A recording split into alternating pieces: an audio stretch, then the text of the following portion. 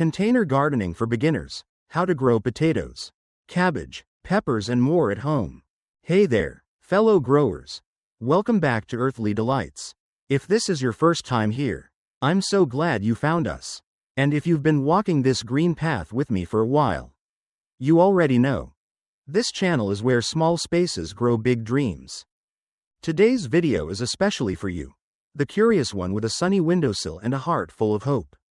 Maybe you're someone who's tired of buying flavorless store veggies.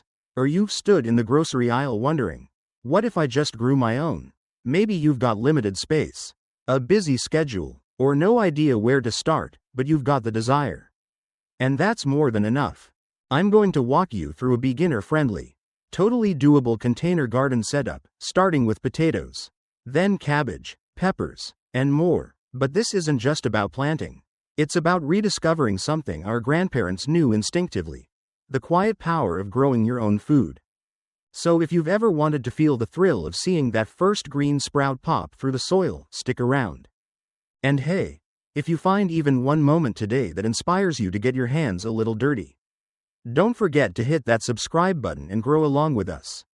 Let's begin. 1. Planting potatoes with purpose. The humble bucket and the power of a spud. Let's start with something humble, but surprisingly powerful. The potato. Now, I know what you're thinking, potatoes? Really? But hear me out. There's a quiet magic in planting something so ordinary and watching it turn into a basketful of nourishment. And for beginners, potatoes are forgiving. They don't need perfect soil.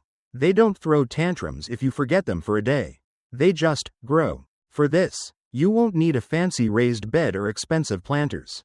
A simple 5-gallon bucket, yes, even an old paint bucket, as long as it's clean and has holes drilled at the bottom, can become your secret weapon. Drainage is key. Without it, your soil will stay soggy and your roots will rot. So always check for those holes.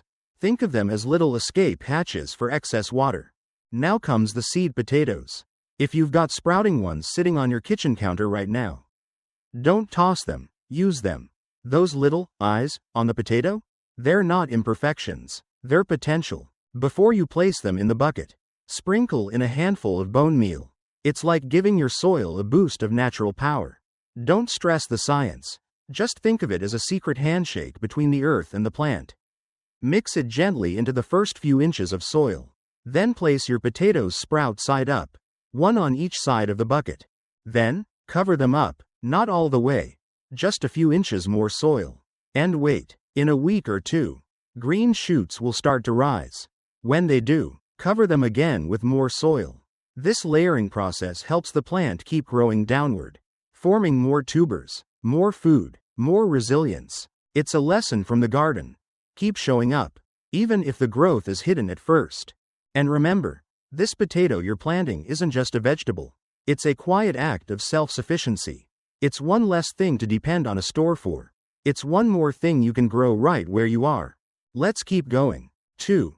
Cabbage and confidence. Growing greens with grit.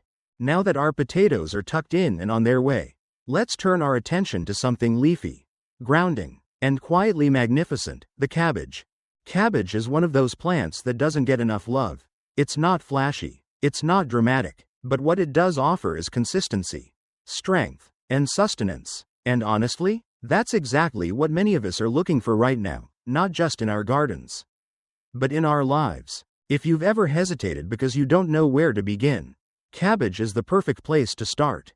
It doesn't need deep roots, which means you can grow it in a smaller container. Something as simple as a 2-gallon bucket will do. Just like before, make sure your bucket has drainage holes. Trust me, your plant will thank you later. Once your container is ready, go ahead and fill it with rich, well-draining soil. And yes, let's give it a bit of that bone meal love too. You don't need to overthink it.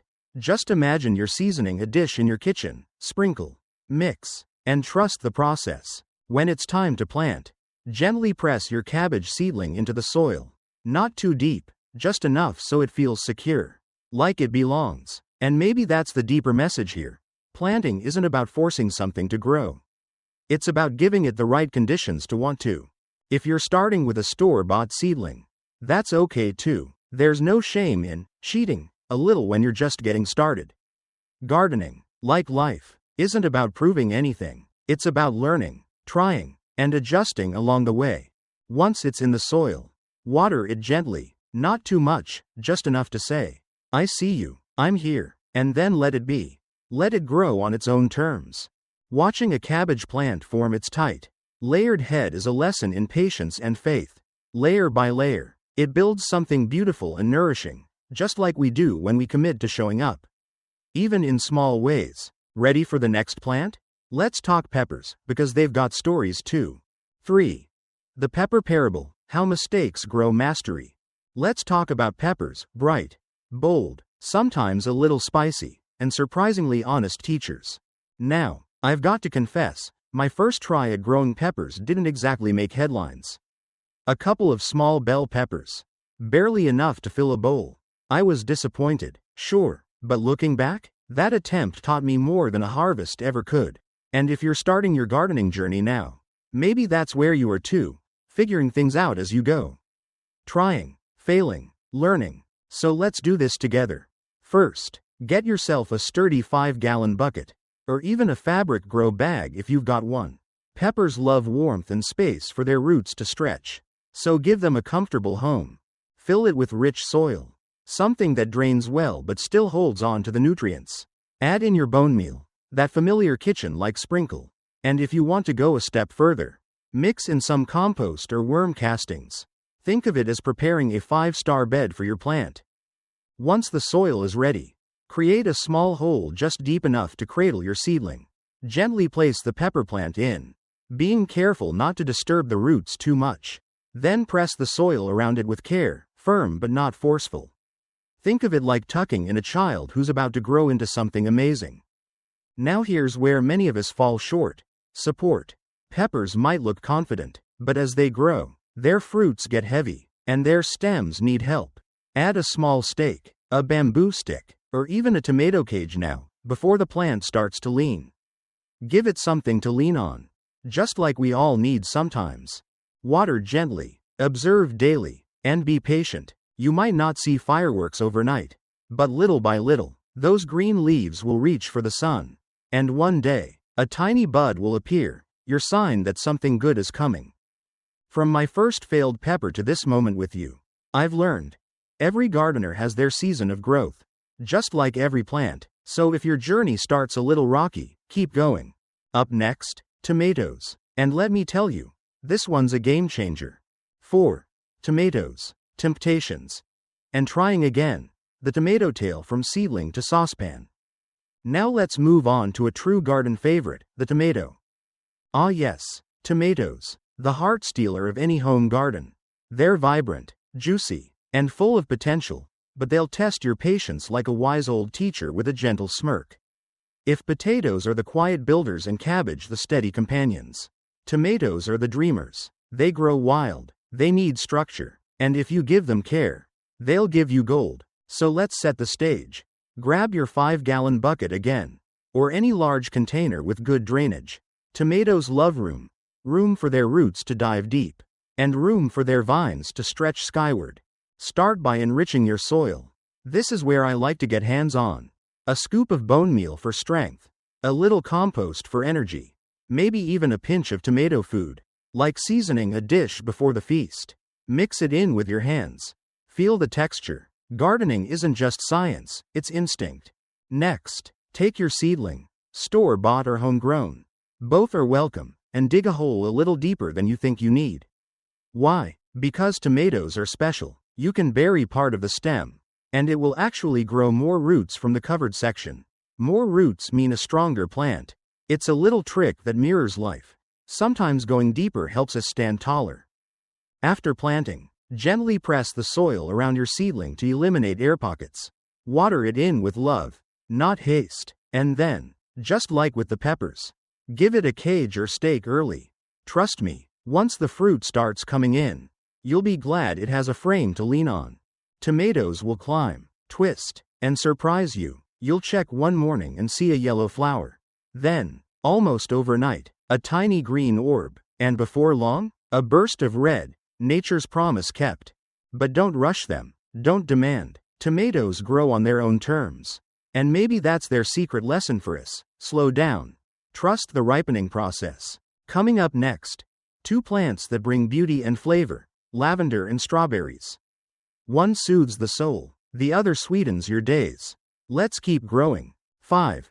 Lavender, strawberries, and small winds. Grow what smells like joy, tastes like summer. Sometimes in gardening, it's not just about what you need to grow, but what you want to grow. What brings a smile when you pass it? What makes you pause, breathe in, and say, yes, this is why I started?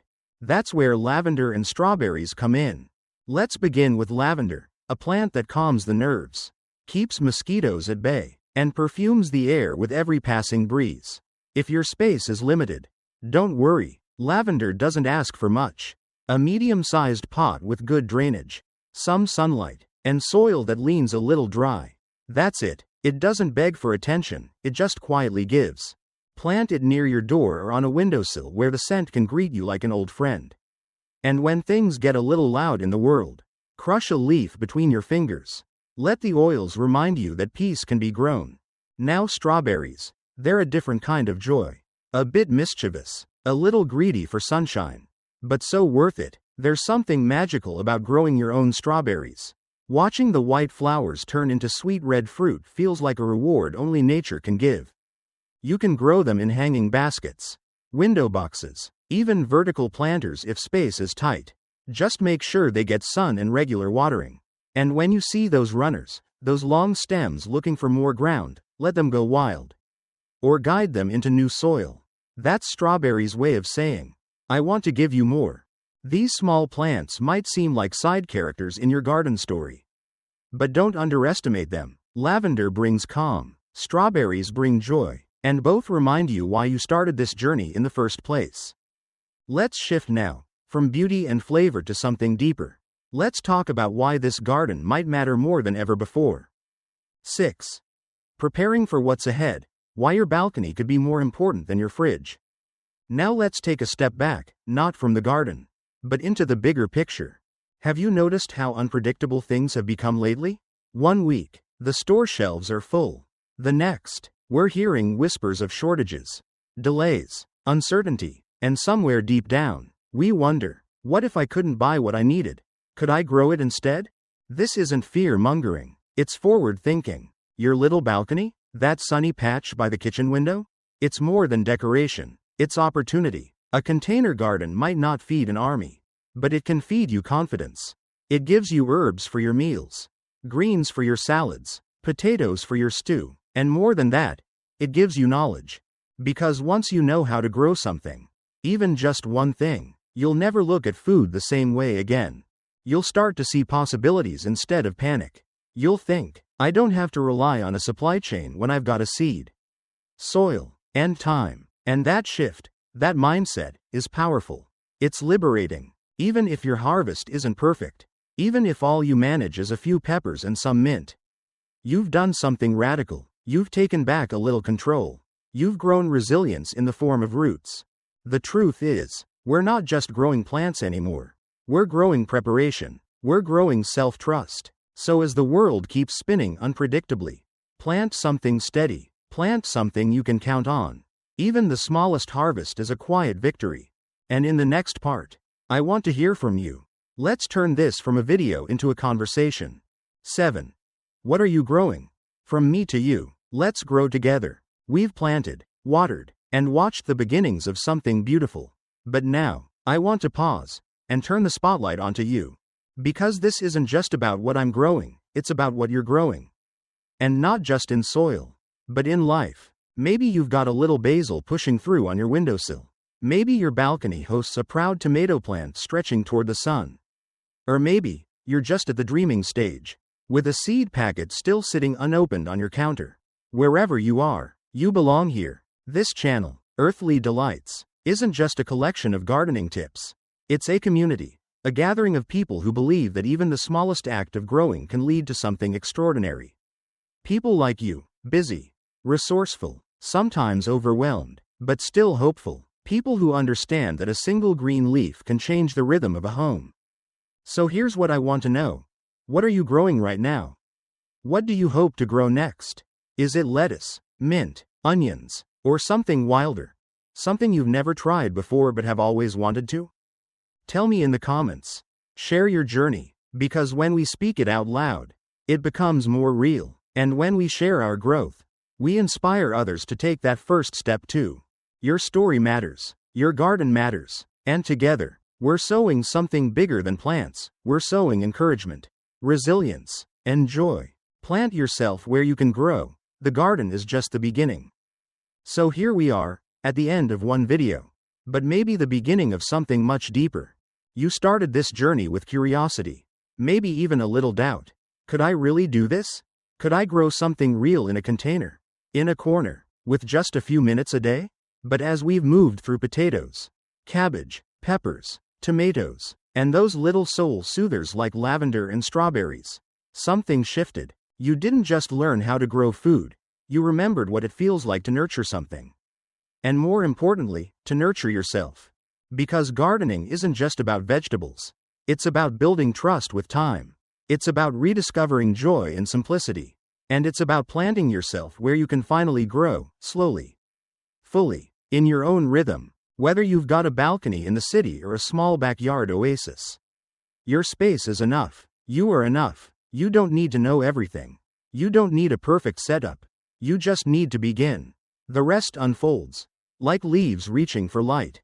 So if something from today's video touched you, if it reminded you of a grandparent, sparked a childhood memory, or simply made you breathe a little deeper, then I hope you'll carry that with you into your next planting.